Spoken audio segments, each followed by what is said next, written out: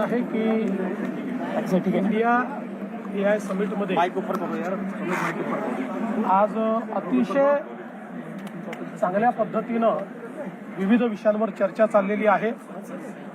देशाचे पंतप्रधान माननीय नरेंद्र मोदीजी यांच्या नेतृत्वात ग्लोबल लीडर्सनी भारतामध्ये येऊन AI वर इतक्या चांगल्या पद्धतीनं डेलिब्रेट करावं आणि भारताने देखील AIच्या क्षेत्रात जी शक्ती उभी केली आहे ती शोकेस करणं हे मला असं वाटतं अत्यंत महत्त्वाचं आहे।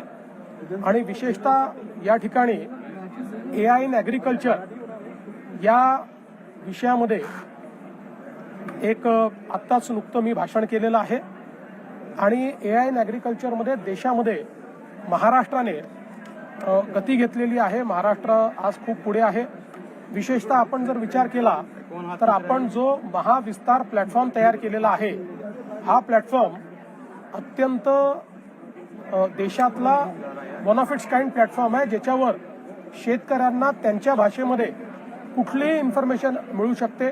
क्रॉप सायकलची इन्फॉर्मेशन मिळू शकते, क्रेडिट ॲक्सेसची इन्फॉर्मेशन मिळू शकते, मार्केटची इन्फॉर्मेशन मिळू शकते। ते सगळ्यांचे कनेक्ट होऊ शकतात, सगळ्या स्कीम्स ट्रान्सपरंटली मिळू शकतात। ॲग्रीस्टॅक आणि महाविस्तार हा जो काही एक प्लॅटफॉर्म आपण तयार केलेला आहे यामुळे शेतीच्या क्षेत्रामध्ये खूप मोठं परिवर्तन होणार आहे। विशेषतः जी काही आपल्या इथे पेस्ट कंट्रोलचा विषय असेल, क्लायमेट ॲडवायझरीचा विषय असेल, या सगळ्या विषयात अतिशय अचूक अशा प्रकारची इन्फॉर्मेशन आपल्या शेतकऱ्यांकडे पोहोचणार आहे। आणि जो काही आपला महाराष्ट्राचा महाविस्तार आहे हा केंद्र सरकारने देखील अप्रिशिएट केलेला आहे आणि म्हणूनच महाराष्ट्राला हे सेशन देण्यात आलेलं आहे। सर, या सगळ्यामध्ये कायम जेव्हा एक प्रश्न निर्माण होतो की कुठलंही नवीन इनोव्हेशन आलं की शेतीमध्ये काय होणार, कुठलाही नवीन करार झाला की शेतकऱ्याला कोण वाचवणार, आणि अशा कठीण निर्णायक विषयामध्ये जेव्हा महाराष्ट्र लीड घेतोय तेव्हा तुम्ही काय सांगाल की 2 मिलियन फार्मर्स हे आज महाराष्ट्रात महाविस्तार वापरतात? 2.5 मिलियन आता 2.5 मिलियन फार्म जे आपले शेतकरी आहेत यांनी महाविस्तार वापरणं सुरू केलेलं आहे आणि पुढच्या वर्षभरामध्ये मला विश्वास आहे की याची स्केल आपण वाढवू आणि खूप फायदा याचा आपल्या शेतकऱ्यांना होतोय।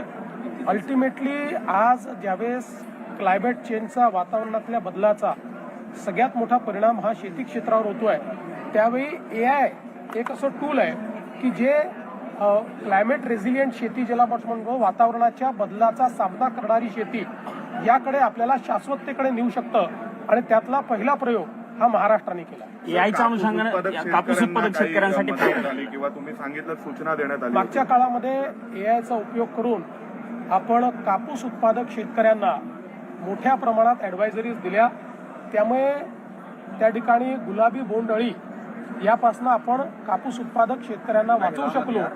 अन्यथा आपण बघितलंय 2017 साली संपूर्ण कापसाचं जे काही पीक आहे हे गुलाबी बोंडअळीने आपल्याकडे नष्ट झालं होतं, पण आता ते सोपं झालंय, ॲडवायझरी देणंही सोपं झालंय आणि शेतकरी त्याच्यावर कामही करतात। मोठ्या प्रमाणात फायदा होईल म्हणायचं या सगळ्याचा, देशातील सगळ्या शेतकऱ्यांना याचा सगळा फायदा होईल। 4 कृषी विद्यापीठ आहेत। मला असं वाटतं की हे जे मॉडेल आहे हे सगळे राज्य या ठिकाणी फॉलो करतील आणि देशाचे मॉडेल तयार होत आहे। अल्टिमेटली आज आपल्या देशामध्ये वेगवेगळे राज्य जे चांगलं करतात, केंद्र सरकार जे चांगलं करतं, अशा सगळ्या गोष्टी या आपण एकमेकाला शेअर केल्या पाहिजेत आणि त्याला एका स्केलवर नेलं पाहिजे। यात सगळ्यात महत्त्वाची गोष्ट काय आहे तर ते आहे की डिजिटल पब्लिक इन्फ्रास्ट्रक्चर तयार करणे। जसं आता महाराष्ट्रात आमचा पुढचा प्रयत्न आहे की ट्रेसेबिलिटीचं डिजिटल पब्लिक इन्फ्रास्ट्रक्चर, म्हणजे महाराष्ट्रातलं कुठलंही उत्पादन जे आहे हे त्या ठिकाणी त्याच्यात काय वापरलेलं आहे, ते कुठे तयार झालेलं आहे, त्याच्यामध्ये किती केमिकल आहे किंवा नाही, अशा प्रत्येक गोष्टीची ट्रेसेबिलिटी आली पाहिजे। याकरता डिजिटल पब्लिक इन्फ्रास्ट्रक्चर आपण तयार करतोय, कारण ते जर आपण तयार करू शकलो तर जगाची बाजारपेठ ही आपल्याकरता ओपन होईल। महाराष्ट्रामध्ये खूप 4 कृषी विद्यापीठ आहेत, त्या कृषी विद्यापीठांचा काही फायदा किंवा त्यांचा मदत या सगळ्यामध्ये घेतली जाऊ शकते? इंडस्ट्रीची मदत कशा प्रकारे घेतली जाणार? मला असं वाटतं की कृषी विद्यापीठं आता अतिशय चांगलं काम करतायत आणि या सगळ्या गोष्टीचा भाग हा कृषी विद्यापीठांना आपण केलेला आहे।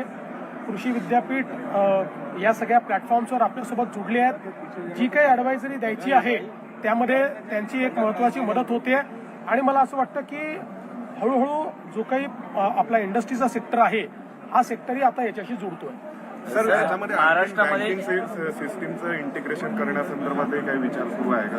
100% सुरू आहे. आज आपण जो काही ॲग्रीस्टॅक तयार केलेला आहे, ॲग्रीस्टॅक आणि महाविस्तार ह्या दोन गोष्टी जोडल्यानंतर कम्प्लीट बँकिंग जी काही सिस्टीम आहे ती पण याच्यावर आपल्याला आणता येईल. सर, एक महाराष्ट्रात शेवटचा SIR प्रश्न, मोहीम टीका सुरू होत आहे. खूप मोठ्या प्रमाणावरती AI वरती आज AI समिटला इव्हेंट म्हटलं, काँग्रेसने खूप टीका केली आहे एका डिफेक्टला पकडून फॉल्ट. मला असं वाटतं की जगाने भारताची शक्ती बघितली. एखादी घटना घडली तर तेवढीच घटना घेऊन बसायचं आणि आपल्या देशाला बदनाम करायचं, ही जी काही एक प्रवृत्ती काँग्रेसमध्ये आणि विरोधी पक्षात दिसते आहे ती देशहिताची प्रवृत्ती नाही आहे.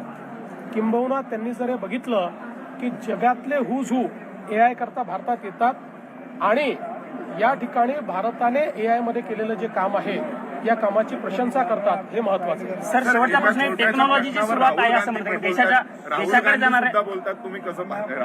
राहुल गांधी सुद्धा या मुद्द्यावरती ट्विट करतात. मला असं वाटतं की अनेक वेळा जिथे ह्युमन इंटेलिजन्स निग्लिजिबल असतो त्या ठिकाणी ह्युमन इंटेलिजन्सला सपोर्ट करण्याकरता देखील AIचा वापर होऊ शकतो.